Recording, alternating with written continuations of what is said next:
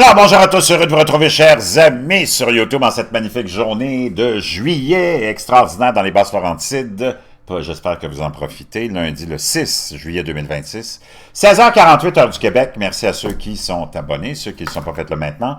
Merci à ceux qui m'envoient des liens, des messages toujours pertinents, intelligents et très appréciés. Merci à ceux qui vont commenter. Dites-moi de vous regarder. Écrasez le petit pouce en l'air et partagez la vidéo. N'oubliez pas de vous abonner, à appuyer sur la petite cloche aussi pour avoir les publications dès que je les mets en ligne.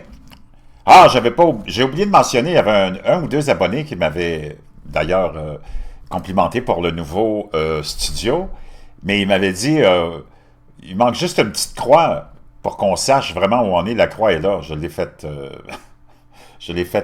accrocher. Elle est là, la croix, maintenant. Chers amis, parlant de croix, c'est important de retrouver un pays. Si tu veux sauver ta nation, tu n'as pas le choix d'avoir un pays, une population qui reconnaît l'existence de Dieu. Tu ne peux pas vivre dans un pays où tu ne reconnais pas la grandeur et la majestuosité de ton Créateur et sa supériorité. Sinon, tu vas sombrer dans les bas-fonds de la misère humaine. En tant qu'individu, mais en tant que nation aussi, moi je l'ai fait en ayant abandonné ma foi, puis tu penses que tu es assez fort pour gérer toutes tes affaires tout seul, c'est une question de temps avant que tu sombres dans le néant. Moi, j'ai retrouvé ma foi, puis je peux te dire une chose, je l'ai enveloppée, strappée, attachée. Je ne la quitterai plus jamais. Même chose pour une nation.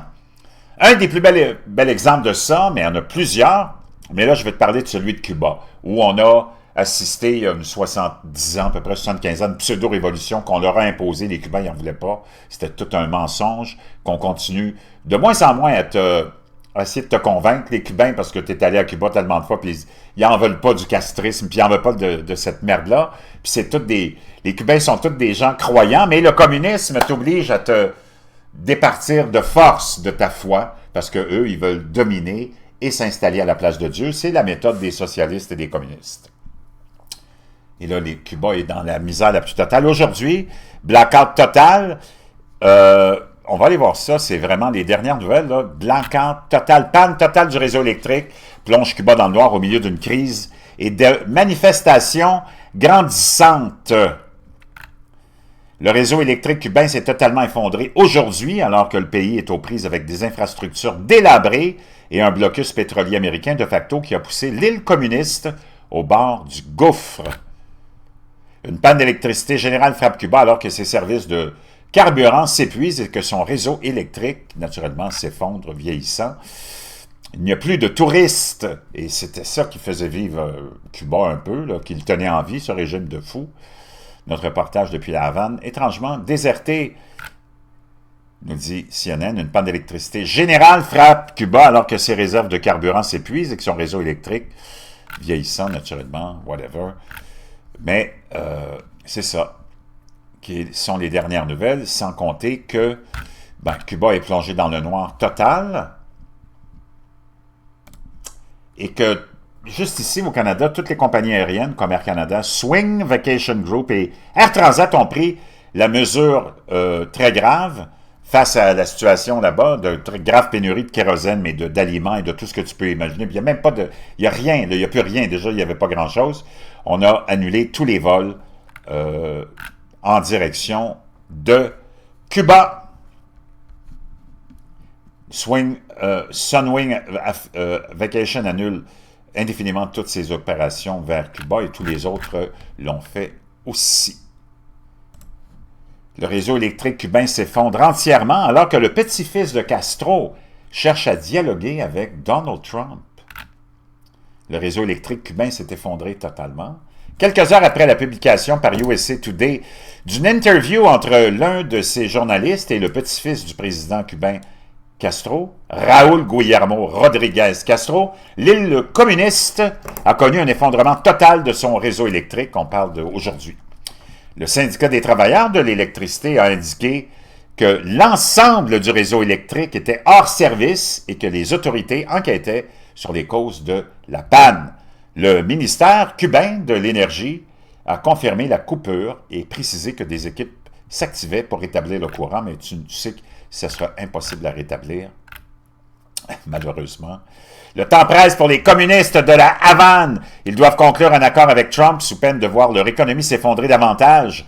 La Havane illustre parfaitement l'échec du communisme et la défaillance de ce système économique. Pourtant, le Parti démocrate, aux États-Unis, et ici, tous les partis politiques, que ce soit du Québec ou du Canada, sont tous socialistes.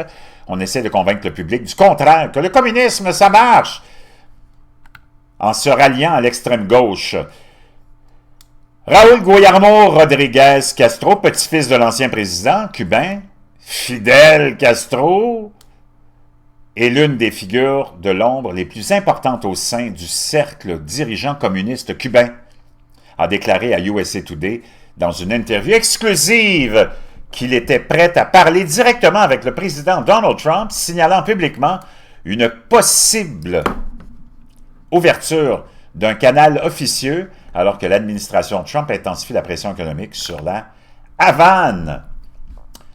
Je ne me suis jamais intéressé à la politique, ce n'est pas ma vocation, a déclaré Rodríguez Castro à la presse lors d'un entretien de plusieurs jours en juin à la Havane, mais si la révolution a besoin de moi, je le ferai. Il a affirmé qu'il n'abandonnerait jamais les principes de la révolution cubaine de 59, ni la souveraineté de la nation, c'est complètement cinglé. Rodríguez Castro est une figure peu connue en dehors des cercles communistes de la Havane. Il n'occupe aucune fonction officielle au sein du gouvernement, apparaît rarement à la télévision d'État et ne s'est jamais exprimé auprès d'un média américain. Mais le nom de la famille Castro lui confère un statut unique au sein de la structure de pouvoir opaque de la Havane et la possibilité d'agir comme intermédiaire officieux auprès de l'élite communiste de l'île. Le jeune Castro indique désormais qu'il est prêt à négocier de l'avenir de Cuba, affirmant vouloir traiter directement avec le président Donald Trump. Le jeune Castro, je peux négocier avec quiconque désigné par les États-Unis, a déclaré Rodríguez Castro. Si l'occasion se présente, bien sûr, je négocierai aussi avec Donald Trump. Pourquoi Rodríguez Castro souhaiterait-il négocier maintenant et pas plus tôt cette année? Tout simplement parce que la diplomatie de la canonnière de Trump a instauré un blocus économique sur l'île communiste et que ses effets se font toujours sentir, la pression s'accentuant désormais pour paralyser une économie déjà mal gérée et provoquant l'effondrement du secteur touristique. L'île n'a attiré que 360 000 touristes au cours des 5 premiers mois de 2026, soit une baisse de 60% par rapport à l'année précédente, selon les données du gouvernement cubain. La République dominicaine voisine en a attiré plus de 10 fois plus pour la même période. L'administration Trump affirme que cette campagne de pression vise à contraindre le gouvernement communiste à ouvrir son système politique après des générations de misère économique sous un régime communiste défaillant. La Havane ne peut compter sur l'aide des socialistes vénézuéliens car le régime de Maduro a été renversé par les forces spéciales américaines, la Delta Force. Les Chinois et les Russes n'oseront pas déployer massivement leurs forces armées sur l'île en raison de la présence navale américaine dans la région. Pour la Havane, les liens de soutien extérieur du régime ont disparu un à un au cours des 6 derniers mois. Et rappelons aussi que le directeur de la CIA, John Ratcliffe, s'est récemment rendu à La Havane pour rencontrer des responsables communistes. L'intervention de Rodríguez Castro dans un média américain constitue un autre signe encourageant, laissant supposer que des négociations secrètes sont déjà en cours, tandis que la pression s'accentue sur l'élite dirigeante de l'île. Donc, très, très intéressant. Tu vois ce qui arrive à une nation qui a abandonné sa foi, qui s'est lancée dans le simplisme d'esprit, la simplicité d'esprit de penser que des humains, un gouvernement vont te donner quoi que ce soit de nécessaire pour faire face à la vie. C'est ton courage et ta détermination qui vont te faire avancer dans la vie et rien d'autre. Surtout pas un régime et surtout pas celui de Karl Marx, le communisme. Je voulais te partager ça parce que c'est important pour ma chaîne aussi de te parler de foi. La foi chrétienne, il n'y en a pas d'autre. Regarde les foi musulmanes, tous les pays musulmans sont tous dans la misère la plus totale, il n'y a aucune liberté. Les gays se font décapiter, les lesbiennes se font décapiter, les femmes se font ébouillanter le visage si elles écoutent pas leur mari. Dans les villages afghans, on les fouette devant tout le monde si elles ont désobéi à leur mari.